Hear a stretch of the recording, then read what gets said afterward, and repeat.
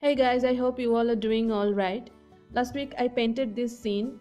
This week I'm going to show you how to give parallax effect in this scene using flash and make this scene alive. I'm going to give an illusion of camera moving through the Z axis, that is on a 3D plane, and will create a depth in the image with such movement, and it will make the image animated. So let's start.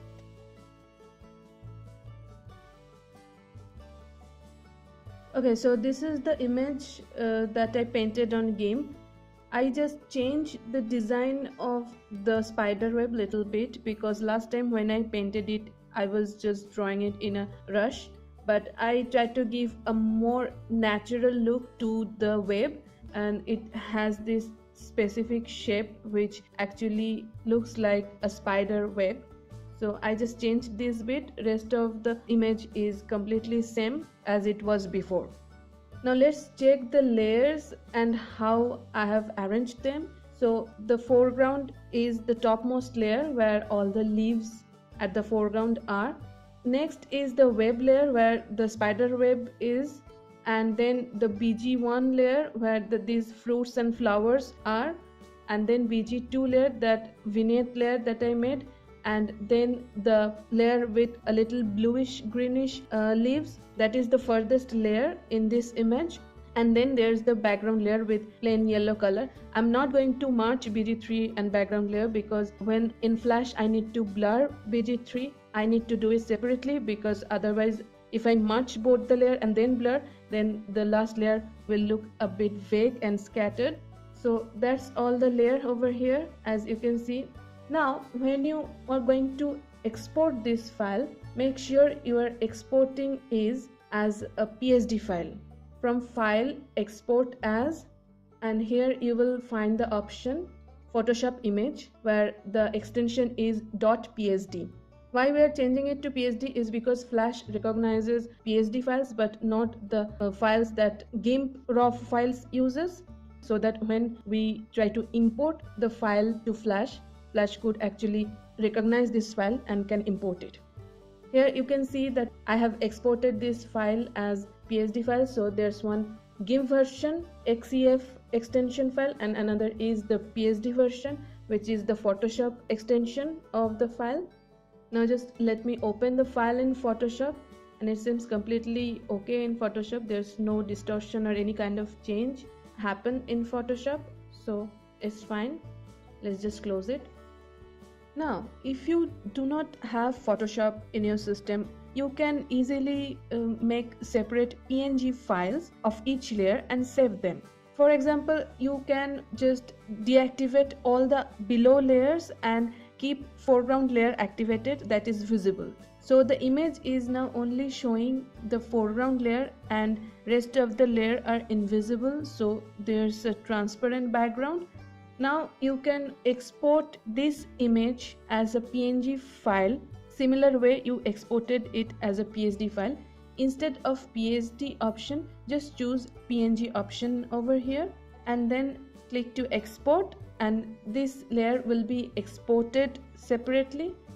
Now do the same with the second layer, that is the web layer. Make it visible and rest of the layers invisible and export it as PNG file, and then carry on doing for rest of the layers. So this way you will get all the layers separately as PNG files, and make sure transparency option is on so that when it is exported as PNG file, it also captures the transparent part as well. Okay, so I open Flash and now I'm going to select ActionScript 3 and the Flash scene opens. Now I'm going to import the files from File, Import, and Import to Stage. You can choose this option directly to import all the files. Now here you can see it can recognize the file as PSD file. Also here it can recognize the PNG files as well. So I'm going to choose the PSD file here and import. Now these are the layers that will be imported. I'm going to select each layer and choose bitmap image with editable layer style option over here. Give an instance name registration I will move to the middle point, and compression I'll keep lossless. And I'll do that for all the layers, and I'm just giving same name of the layers in the instance name. Now here these two options are very important. First is place layers at original position, then set stage size to same size as Photoshop canvas. So remember these two options while importing a PSD file. Also convert layers to flash layers. It is selected by default.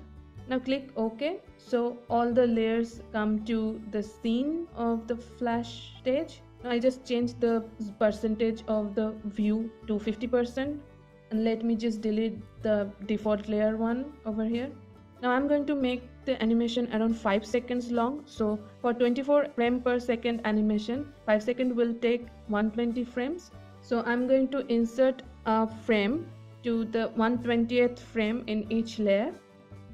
So I'm going to make the animation or the zooming effect of the camera on the scene for 4 seconds, and then I'll give a break of 1 second so that the zoomed in, the final scene sets in the viewer's mind. So for that I will insert a keyframe at the 96th frame. Now I am locking all the layers except the foreground layer, since I'm going to work on the foreground layers first. I don't want any other layer to be disturbed. Now I'm inserting a keyframe at 96th frame. Now to create the effect of zooming in towards the web, first I have to enlarge the foreground layer so that it will give the idea that the camera is moving towards the web, and because of that the foreground is coming closer to the viewer and becoming larger as it comes closer. So I'll just go to the 96th frame and I'll take this free transform tool. Shortcut is Q, Windows shortcut, and then I'll just press shift from my keyboard and hold and drag from one corner of the layer so that it becomes larger proportionately. Now I'm going to adjust the size a bit. This part is totally depends on the artist or the animator, how much depth they want to create between first two layers. It depends on them, and based on that the size should be changed or enlarged. Now I'm going to add another effect. As the camera zoomed in and the foreground comes closer, it becomes out of focus and midground comes to focus even more. So to give this idea, to illustrate this idea, I will make the foreground slowly blurry as it moves towards the viewer or towards the camera, to give the effect that it is going out of focus of our camera lens. So I'm going to the 96th frame again, taking the selection tool and just clicking on the layer. Then this option will come under properties panel. Here there's an option called filters option. If your property panel is not open, just go to window and then select properties option. Now since it's a movie clip, it has this filter option. Selecting the blur option. Now here you can see there's blur X and blur Y option. Keep the chain sign linked between the two. We want both blur X and Y to increase equally. Now I'm going to increase this blur option to 20 pixel, both X and Y, and keeping quality to medium. Now just click on any frame in between the two keyframes, right click and select create classic twin. Now as you scrub through the frames, you will see that the front layer is not only becoming bigger but also becoming more blurry or out of focus. This will help us to give the effect that there's a depth between the first layer and the second layer, which is the spider web. Now for second layer, I'm again inserting a keyframe at 96th frame, locking the first layer and unlocking the second layer to work with. And now I'm going to the 96th layer and I'm going to enlarge it like the previous layer, but the amount of enlargement will not be as much as the first layer.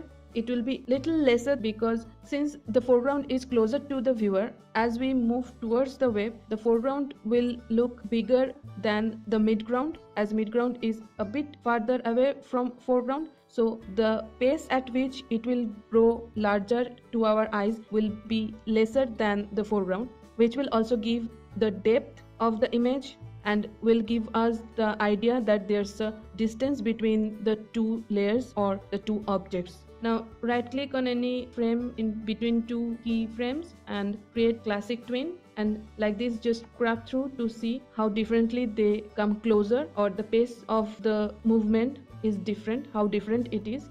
Now we are going to do something similar to the third layer, but it will be just opposite to the first layer. Inserting a keyframe at the 96th.